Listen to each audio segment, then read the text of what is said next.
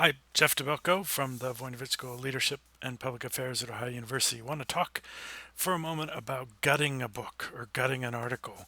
It's in some ways a strategy that falls between skimming, which is superficial and doesn't necessarily give you what you need to know about the publication, and reading every word, which at times, and increasingly is the case, we just don't have time to read every word because we're trying to get through so much material.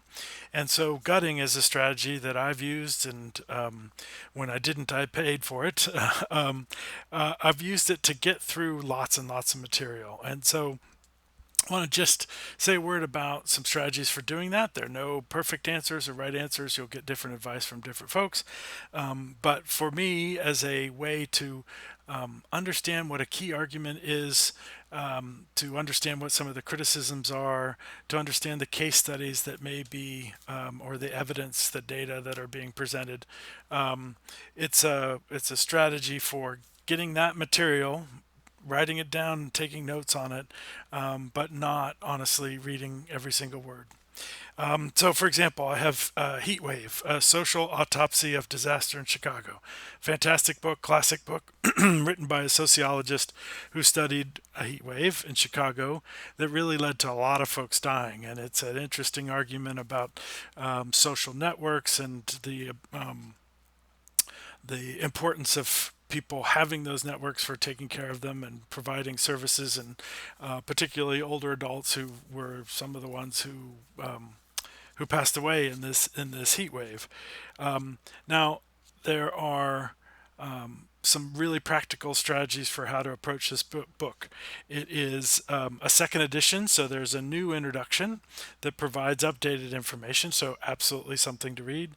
There's a first chapter, there's a last chapter, there are markers with kind of say this is the nub of the argument, these are takeaways, these are conclusions, those are the things you're looking for. Sometimes it's a first chapter, sometimes in the other chapters it's reading the beginning of the paragraph, the end of paragraphs, and getting a sense of what's in there, understanding what cases are used as evidence and where examples are being brought into it.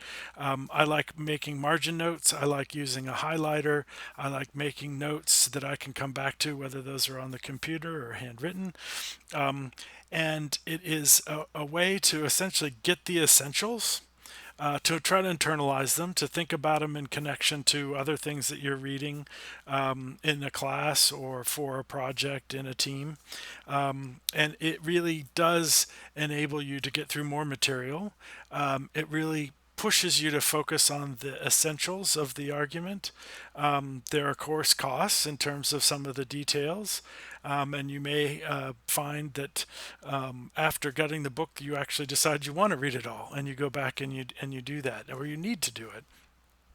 But it really is a strategy that particularly graduate students should feel empowered to use, in part as a survival strategy, but in part as a way to be able to consume more and understand different arguments, perspectives, and literature as you're doing your independent and original research and have to get through a lot of material, and in classes that push you to do it. There's no magic formula for how much time for the length of a article or a book. It's going to really depend on what kind of article it is, if it's in a field that you're familiar with, or if it's a new one. That's really is going to vary, but a strategy nonetheless for moving through the material and not getting bogged down and getting behind in ways that are really counterproductive.